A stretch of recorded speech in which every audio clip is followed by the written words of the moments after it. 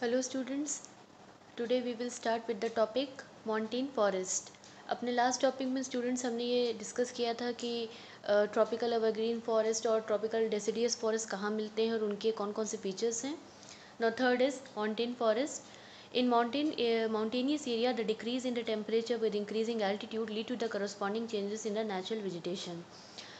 अपने last chapter climate में भी हमने ये डिस्कस किया था कि स्टूडेंट्स जैसे जैसे हम हाइट के एल्टीट्यूड मतलब जैसे जैसे हम हाइट ऊपर जाते हैं तो क्या होगा, टेम्परेचर का डाउनफॉल होगा. सेम वही चीज़ यहाँ लिखी है कि जैसे जैसे एल्टीट्यूड हाइट बढ़ेगी टेम्परेचर का क्या होगा, डिक्रीज़ होता जाएगा. और माउंटेनियस एरिया में जहाँ पे पहाड़ होते हैं तो वहाँ पर हमें एक अलग तरीके का नेचुरल वेजिटेशन देखने को मिलेगा. As such, there is a succession of natural vegetation belt in the same order as we see from the tropical to the tundra region. मतलब हमें जो नेचुरल वेजिटेशन बेल्ट देखने को मिलती है, ठीक है, तो वो हमें ट्रॉपिकल से लेकर टुंड्रा तक अलग अलग तरीके के वेजिटेशन देखने को मिल सकते हैं. जैसे फॉर एग्जांपल ये देखिए स्टूडेंट्स, एक ही पिक्चर दी है माउंटेन फॉरेस्ट की. मतलब ये देखिए जैसे एक पहाड़ का एक ये स्लोप एरिया दिया, यहाँ पे हमें कुछ अलग वेजिटेशन हाइट पे देखने को मिलेगा. फिर और ऊपर हाइट पर हम आएंगे तो और दूसरा वेजिटेशन देखने को मिलेगा. फिर हम और ऊपर वाली हाइट पर आएंगे तो हमें और कुछ डिफरेंट टाइप का नेचुरल वेजिटेशन देखने को मिलेगा.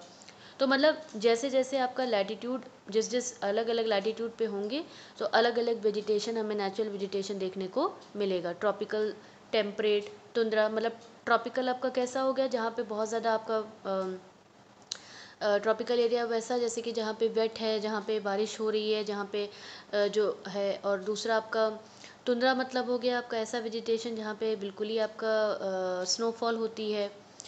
The wet temperate type of forest are found between the heights of the 1000 and 2000 metre. तो जो वेट टेम्परेट टाइप का फॉरेस्ट होगा आपका वो कहाँ पर मिलेगा, वो उस हाइट पर मिलेगा जो 1000 to 2000 मीटर तक की हाइट पर आपको इस तरह के फॉरेस्ट मिलेंगे, वेट टेम्परेट फॉरेस्ट आपको मिलेंगे. अब यहाँ पे पेड़ जो ट्रीज़ होंगे उनकी लीव्स कैसे होंगी, काफ़ी ब्रॉड होंगी, एवरग्रीन होंगी. मतलब एवरग्रीन मतलब सदाबहार, और ब्रॉड मतलब काफ़ी चौड़ी होंगी. इसके एग्जांपल दिया है, ओक दिया है, चेस्टनट दिया हुआ है. फिर अगर और ज़्यादा हम ऊपर जा रहे हैं, जैसे 15 to 3000 मीटर तक जा रहे हैं, तब वहाँ पे जो फॉरेस्ट हमें टेम्परेट फॉरेस्ट देखने को मिल रहे हैं वो कैसे होंगे, वहाँ पे हमें कॉनिफरस ट्री मिलेंगे, जैसे कोन के शेप में जो ट्रीज़ होते हैं वो देखने को मिलेंगे. जैसे आपने क्रिसमस ट्री देखा होगा जिसको लोग सजाते हैं, तो वो कोन के शेप में होता है. कॉनिफरस ट्रीज जैसे कि पाइन हो गया, दीदर हो गया, सिल्वर फर हो गया, स्प्रूस हो गया, सीडर हो गया, तो ये इस कुछ प्रीडोमिनेंट पेड़ हैं जो आपको यहाँ पर मिलेंगे टेम्परेट फॉरेस्ट में at the height of 1500 to 3000 metre. Now these forests cover mostly in the southern slopes of the Himalaya. मतलब अगर हम हिमालयाज़ के पास जा रहे हैं, हिमालय के साउथ में है मतलब तो वहाँ पर हमको इस तरीके के पेड़ या ट्रीज देखने को मिल सकते हैं. Places having high altitude in the southern and north east India. मतलब ऐसी जगहें इंडिया की साउथ की साइड में जहाँ पे वो जो जगहें काफ़ी ऊंची एल्टीट्यूड पे हैं, काफ़ी ऊंची हाइट पर हैं, ऐसे रीजियंस. साथ ही साथ इंडिया का जो नॉर्थ ईस्ट पार्ट है वहाँ पे हमको इस तरीके का फॉरेस्ट देखने को मिल सकता है.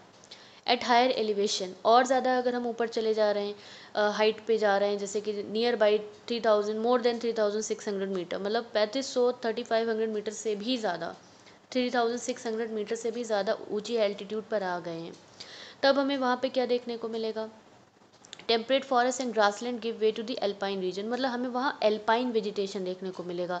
एल्पाइन वेजिटेशन मतलब ऐसा वेजिटेशन जो ज़्यादातर ऊंचे पहाड़ों पे देखने को मिलता है. तो वहाँ पे हमें फॉरेस्ट और ग्रासलैंड, घास जो ग्रासलैंड जैसा एरिया होता है वो देखने को मिलेगा. तो इस एरिया में रीजन में किस तरह के पेड़ हमको देखने को मिलेंगे, जैसे सिल्वर फर, जुनिपर, पाइन, बिर्चेस, ये कॉमन ट्रीज़ हैं. However, they grow progressively stunted as they approach the snow line. और यहाँ पर इसका कहने का मतलब ये है स्टूडेंट्स कि जैसे जैसे हम हाइट पर ऊपर जा रहे हैं और अगर हम स्नो लाइन पे पहुँच गए, मतलब जहाँ पे बर्फ़बारी होती है, बिल्कुल बर्फ़ गिर रही है, तो ये पेड़ हमें देखने को फिर कम मिलते जाएंगे क्योंकि फिर वहाँ पे सिर्फ बर्फ़ देखने को मिलेगी हमें. Ultimately through the shrubs and the scrubs, फिर हमें फिर श्रब्स या फिर झाड़ियाँ देखने को मिल सकती हैं. Now they merges into the alpine grassland. These are used extensively for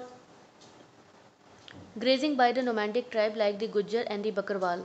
मतलब जब स्नो होती है, कवर हो जाता है पूरे तरीके से अल्पाइन वेजिटेशन, तो वहाँ पे हमें स्नो के टाइम में तो कुछ नहीं उसका यूसेज होता है, लेकिन जब ये स्नो पिघल जाती है स्टूडेंट, तो कुछ जो आपके पेस्टुरलिस्ट होते हैं, जैसे कि नोमैंडिक ट्राइब्स जो होते हैं, जो अपनी कैटल्स को चराने के लिए वेजिटेशन ढूंढते हैं, तो एग्जाम्पल दिया है जैसे गुज्जर हो गए, बकरवाल हो गए, तो ये ट्राइब्स क्या करते हैं, इस तरीके की ग्रासलैंड का यूज़ करते हैं, और इस तरह की ग्रास को यूज़ किया जाता है उनके कैटल्स के द्वारा। तो वो जो ग्रास होती है, जो स्नो के नीचे कवर्ड होती है, तो जब वो पिघल जाती है, तो इसका यूज़ कौन करते हैं, पेस्टुरलिस्ट करते हैं, वो अपनी कैटल को चराने के लिए उस जगह पे लेके जाते हैं।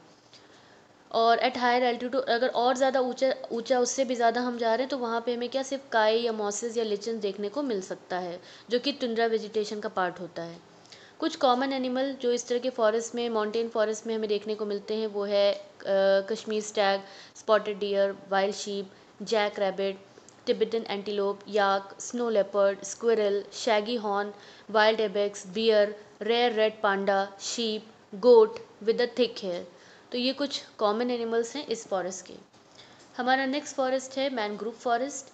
मैनग्रूव फॉरेस्ट स्टूडेंट्स आपका जहाँ पर कोस्टल एरिया होता है, जहाँ पे कोस्ट हो रहा है, कोस्ट एरिया होता है, मतलब एक ऐसा लैंड एरिया जो कि आपका सी के पास में है, तो वो जो एरिया कोस्टल एरिया होगा, वहाँ पे हमें मैनग्रूव वेजिटेशन देखने को मिलता है। Mangrove tidal forest are found in the area of the coast influence by the tide. मतलब मैनग्रोव टाइडल फॉरेस्ट हमको वहाँ देखने को मिलेंगे जो एरिया आपका कोस्ट का एरिया होता है, और जहाँ पे टाइड्स होती हैं। टाइड्स का मतलब जो वाटर का, सी वाटर का जो राइज अप और जो डाउनफॉल होता है बिकॉज ऑफ द टाइड्स, मतलब पानी का उठना और गिरना, जो टाइड्स होती हैं, तो उस एरिया में, उस कोस्ट के पास हमें पे इस तरह के टाइडल फॉरेस्ट देखने को मिलते हैं। और ज़्यादातर कोस्ट के पास हमें क्या देखने को मिलेगा, मट्टी हो गई, सिल्ट क्ले देखने को मिलेगा कोस्ट में, एक्यूमुलेटेड मतलब भरा हुआ, ये सब चीज़ें देखने को मिलेंगी। Dense mangroves are the common variety with the root of the plant submerge under the water. इन मैनग्रोव फॉरेस्ट की खासियत क्या होगी कि हमें यहाँ पे जो वेजिटेशन देखने को मिलेगा, तो जड़ें जो होंगी, वो प्लांट्स की जो जड़ें होंगी, वो हमें पूरा पानी में सबमर्ज, मतलब पानी में डूबी हुई दिखने को मिलेंगी, मतलब जड़ें जो होंगी पानी के अंदर तक होंगी। The deltas of Ganga, Mahanadi and Krishna, the Godavari and Kaveri are covered by such vegetation. तो जहाँ जहाँ पे रिवर्स आपकी डेल्टा बनाती है, जैसे गंगा रिवर हो गई, या गोदावरी, कृष्णा हो गई, महानदी, कावेरी, तो देखिए ये सब देखिए कोस्ट एरिया है, तो वहाँ पे हमें इस तरह का वेजिटेशन देखने को मिलेगा। इसका एक एग्जाम्पल भी दिया है कि जो गंगा ब्रह्मपुत्रा डेल्टा है, वहाँ पर हमें सुंदरी ट्रीज देखने को मिलती हैं, और ये बहुत ही ड्यूरेबल, बहुत ही टिकाऊ, हार्ड टिम्बर, इसकी लकड़ी काफ़ी हार्ड होती है। प्लस कुछ आपके वेजिटेशन का पार्ट, कुछ ट्रीज़ के नेम दिए, जैसे पाम, कोकोनट, क्यूरा, अगर, ये कुछ आपके इंपॉर्टेंट ट्रीज़ हैं जो कि आपके मैनग्रोव फॉरेस्ट में मिलते हैं। Royal Bengal tiger is a famous animal in this forest. इस फॉरेस्ट में आपको रॉयल बंगाल टाइगर भी मिलेगा, साथ ही साथ टर्टल, क्रोकोडाइल, घड़ियाल, स्नेक्स, ये भी आपको इस फॉरेस्ट में ये सब देखने को मिलेंगे। Now medicinal plant. नाउ कुछ यहाँ पे एक छोटा सा टॉपिक दिया हुआ है मेडिसिनल प्लांट के बारे में, मतलब बताया गया है कि ऐसे बहुत सारे प्लांट्स हैं स्टूडेंट, जिसका यूज़ मेडिकली भी किया जाता है, जिसका इस्तेमाल हम करते हैं अपने आप को क्योर करने के लिए। जैसे हम जानते हैं कि इंडिया जो है अपने हर्ब्स, स्पाइसेस, जड़ी बूटियों के लिए अपने बहुत पुराने ज़माने से फेमस है, और आयुर्वेदा ने भी 2000 से भी ज़्यादा प्लांट्स के बारे में बताया है, और इनमें से भी 500 से ऐसे प्लांट्स हैं जिनका हम रेगुलर यूज़ करते हैं। और world conservation union red list ने कुछ प्लांट्स के नेम बताए हैं। 352 मेडिसिनल प्लांट्स बताए हैं, जिसमें कि 52 ऐसे हैं जो कि क्रिटिकली थ्रेटेंड है, मतलब ये काफ़ी कम हैं, और 49 इंडेंजर्ड कैटेगरी में आते हैं। कुछ कॉमन प्लांट्स जो कि इंडिया में यूज़ किए जाते हैं, जैसे कि सर्पगंधा, इसको यूज़ किया जाता है ब्लड प्रेशर को क्योर करने के लिए। जामुन, जामुन का यूज़ किया जाता है, जैसे विनेगर, सिरका बनाने के लिए यूज़ किया जाता है। साथ ही साथ इसकी जो सीड्स होती हैं, इसके सीड्स का पाउडर बनाया जाता है, उसको यूज़ किया जाता है डायबिटीज़ को कंट्रोल करने के लिए। फिर आपका अर्जुन, इसका यूज़ किया जाता है ईयर एक, मतलब कान में दर्द, साथ ही साथ ब्लड प्रेशर को कंट्रोल करने के लिए। बबूल, लीव्स इसकी यूज़ की जाती है, पत्तियाँ यूज़ की जाती हैं, आइसोर, आँख में कोई तकलीफ़ होती है उसके लिए यूज़ किया जाता है। नीम का पेड़ यूज़ किया जाता है, इसमें भी बहुत ज़्यादा एंटी बैक्टीरियल प्रॉपर्टीज़ होती हैं। तुलसी का प्लांट यूज़ करते हैं हम, ज़ुकाम, खांसी या कोल्ड कफ हो गया उसके लिए इसको यूज़ करते हैं। फिर है आपका कचनार, ये एस्थमा और अल्सर को क्योर करता है। तो ये कुछ यूजेस हैं आपके मेडिसिनल प्लांट के। That's for today. Thank you.